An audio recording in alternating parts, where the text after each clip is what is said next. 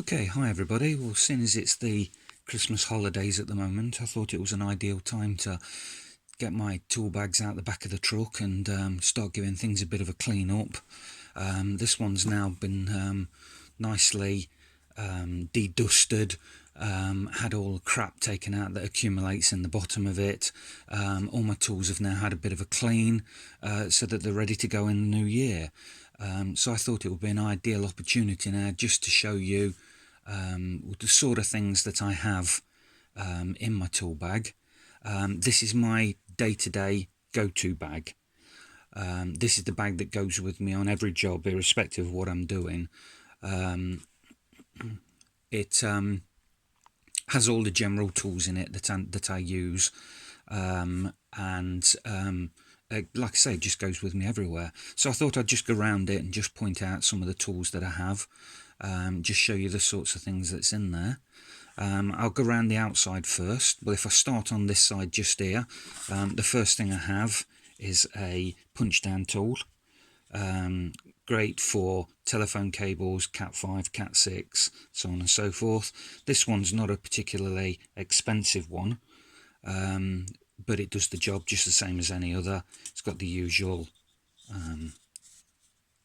blades on the side, and on the other side a great little hook just for pulling the cables, which is pretty much what they've all got anyway, but this one's quite good. A selection of Stanley knives. Don't ask me why I've got so many Stanley knives on this side. I must have some kind of weird fetish. This one has a carpet blade in it, should I need to get behind anything to actually cut anything. Couple of small adjustable spanners.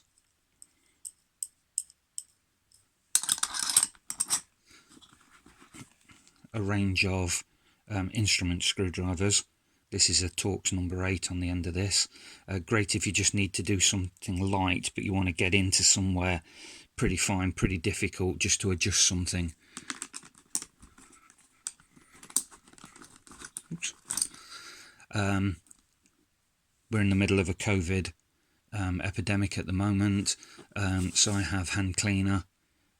This one's getting a little bit low now, so I'm going to have to replace it soon, but always make sure that I have that handy. Just turn it round. Okay, so work around this side just here, just a couple of screwdrivers on the outside. It's more instrument screwdrivers. This is a handy little tool just here, if I can get it out. There we go. Little inspection mirror. Fantastic for if you can't quite see behind something, and you want to have a look and see what terminals are behind it or what cables go to where. Fantastic little thing just to get inside cabinets, and all manner of different cupboards and stuff. Brilliant little tool. Nut spinner. That's just a standard 10mm socket on the end of that, which is quite handy. Another adjustable spanner just here. This is another really handy tool. Just a magnetic block on the end of it, and the end of a little extendable arm. Fantastic if you need to pick up screws, or any other thing that is a ferrous metal. Just a really handy little tool.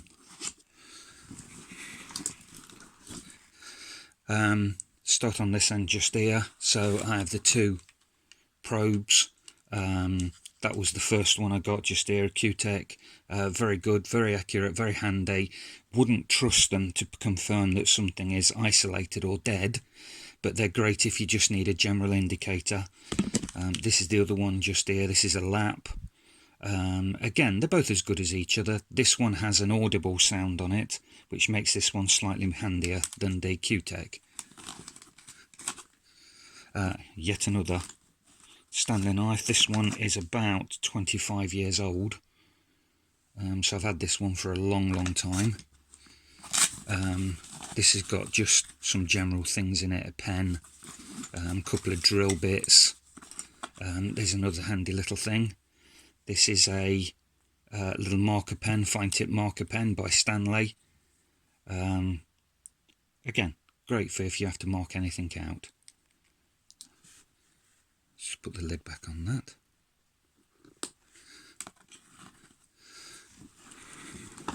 Okay, round this side just here, hoping you can see it okay. I've got a little carabiner with some rope and all my insulation tape, earth sleeving, just on there, just so that it's handy just for me to grab should I need to. A pencil just there. Metal detector, cable finder, again very, very good. This one's one of the best ones I've tried. Green if it's okay, as I move it towards the metal clasp on the tote bag. Watch the colour change. There you go. That's about 4 inches away, about 100mm away. So that's a really handy little thing if you want to find cables or studs or anything in walls. Again, a really handy thing to have. And that brings me right back round to the beginning again. Okay, so inside, as you can see, I have a whole range of screwdrivers. I don't stick with any particular make. I buy whatever is on the best offer at the time. As long as it's a good make, I don't care too much which one I use. I've got Vera just here. This one's getting a little bit tatty now, it's split at the end there. Again, had that one probably about 20 odd years now. Wihar, or Vihar, however you want to pronounce it. Again, these are very good. They certainly do the job. They last well. And the other type I have just here are Magnussons. These are the cheapest of the range, but to be perfectly honest with you, they're as good as anything else on the market. I have a range of different sizes of those that I use, from terminals to PZ2s and flat blades, as you see just here. I like the ones that's got the markings on the top, so that you know what you're picking out your bag. I just go round here. So a set of cable shears. These are made by CK. These are very good. I carry a set of those. Plastic pliers. These are made by CK. Again, very good. Very good. Surprisingly strong. Great if you want to pick up something that's live. Not that you do that very often, or I don't do it very often. But if you want to pick up something and you don't particularly want to be doing it with a metal pair of pliers, these are fantastic. And they're insulated up to the VDE rating of 1000 volts. So very good, very nice pair. Again, about another 25-year-old pair of, 25-year-old tool just here. Wire strippers. Again, these work excellently. Plastic and metal. These came from RS Components. You put the cable in between the jaws, close it together, and it strips it. Don't know whether you can see the teeth moving just there. And it strips the cable. Great if you want to get inside something that's a little tight, because of their thin profile. The usual side cutters. These are getting a little bit old now and a little bit had it. I've had these for quite a number of years now. These are CK. They don't last as well as the other pair that I will get as soon as I get there in a second. But they're not bad, not bad. Long nose pliers. Again, these are CK long nose pliers. All VDE rated, high voltage insulated.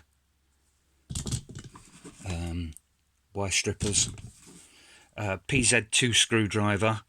Don't use this very often, but every now and then you find that you need a PZ2, PZ3, sorry, screwdriver, should you need to remove any large wood screws.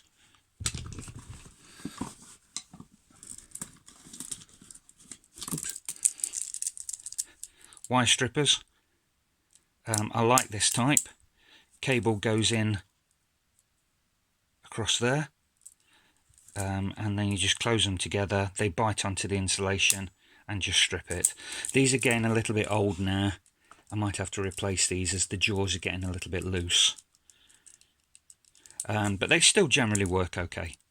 So these are Lucas, actually. These are automotive ones, although if you buy some for electrical installation work, they look identical anyway.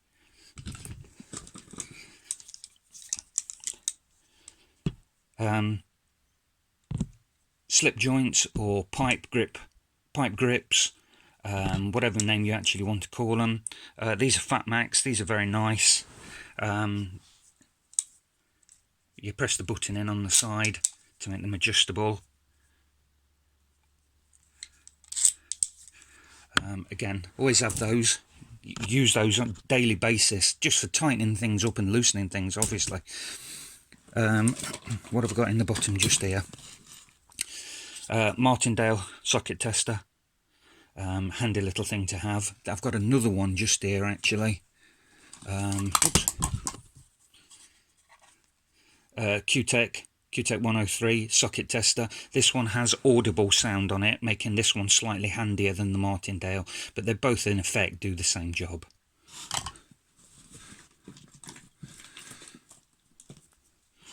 Little spirit level, Milwaukee spirit level, very good, very handy. Great if you want to level up consumer units, sockets, anything that you want to get level. It won't do vertical, but it will do horizontal.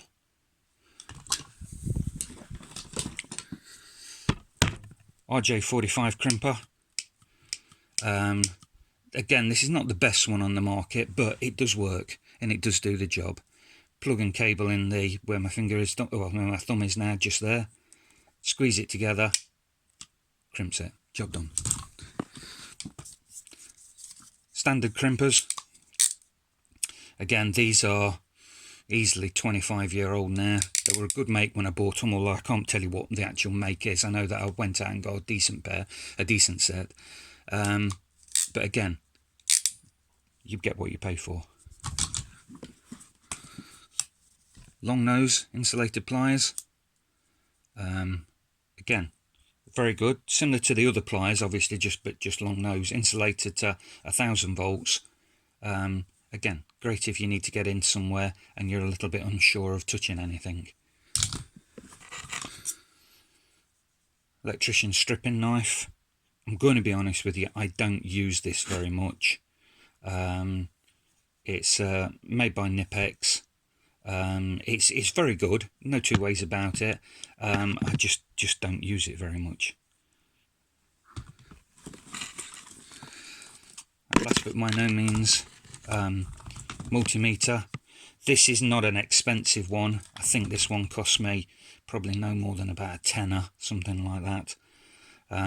But it does the job. I wouldn't trust it for safe isolation, but it does what you need it to do. So if I'm just measuring something, you know, around the 12 volts range, I use this. If I want to know the resistance of a cable, something like that, or just checking for continuity, then I will use this. That's pretty much everything. Oh, set of keys for my padlocks and my safe isolation, which I always keep in my bag.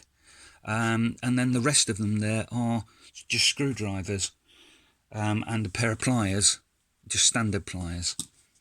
I've got just here. Again, these are made by CK. The bag itself is a McAllister. It's not the most expensive tote bag that you can get. It does the job. It holds everything nice and tidy. It's easy to get to things. It's got a good range of pockets around it. Again, it does the job fine. So I just thought I'd introduce you to what I carry with me on a day-to-day basis. I'm going to do some more videos showing some of my other tool bags that I've actually got. But I hope this was of interest to you. Thank you.